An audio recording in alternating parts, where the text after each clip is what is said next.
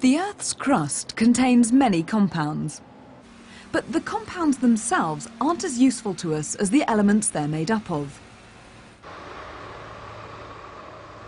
This rock contains aluminium oxide. Split the aluminium from the oxygen and you have one of the world's most useful metals.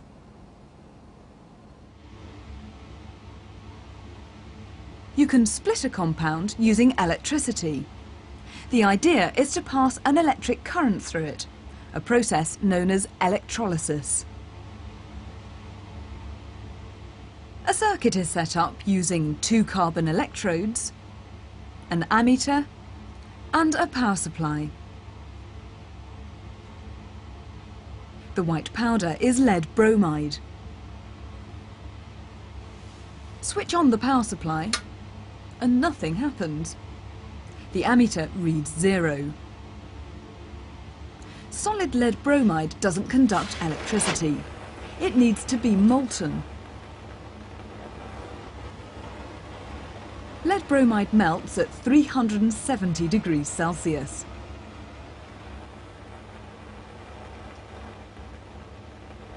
Switch on now and a current flows. In this circuit, the electrode on the right is positive, the one on the left is negative. As electricity passes through the molten lead bromide, chemical reactions start. On the left, at the negative electrode, nothing appears to be happening. But at the positive, bubbles mean a gas is being produced. Placing small tubes around the electrodes traps any gas, making it easier to see their colour. What could the brown gas be?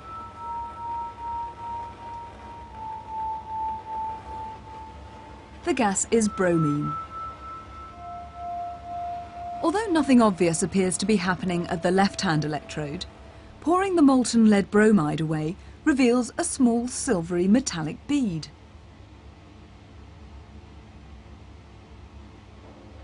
This is pure lead. So, passing an electric current through molten lead bromide breaks it down into the elements lead and bromine. To work out why this happens, imagine you can see the charged particles, the ions, in the compound. There are positive lead ions and negative bromide ions.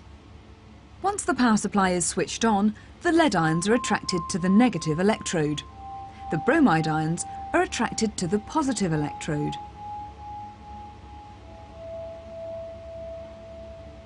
Lead ions pick up electrons. They lose their positive charge and form lead atoms. Bromide ions give up electrons. They lose their negative charge and become bromine atoms.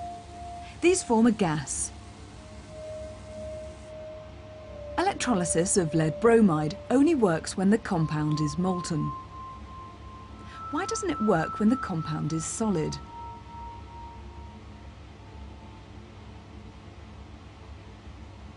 Change the compound from lead bromide to zinc chloride and the products of electrolysis will be different. What would you expect to see happening when electricity is passed through molten zinc chloride?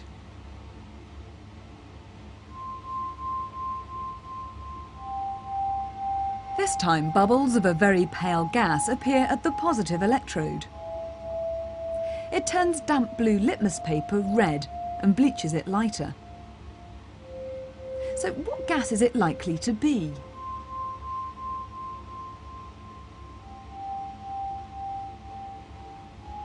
Again, nothing appears to be happening at the negative electrode on the left. But pouring off the molten zinc chloride reveals a bead of pure zinc.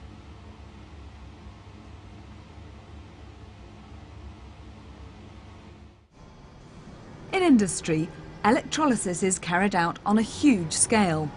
Massive amounts of electricity are used to extract reactive metals, like aluminium, from their ore.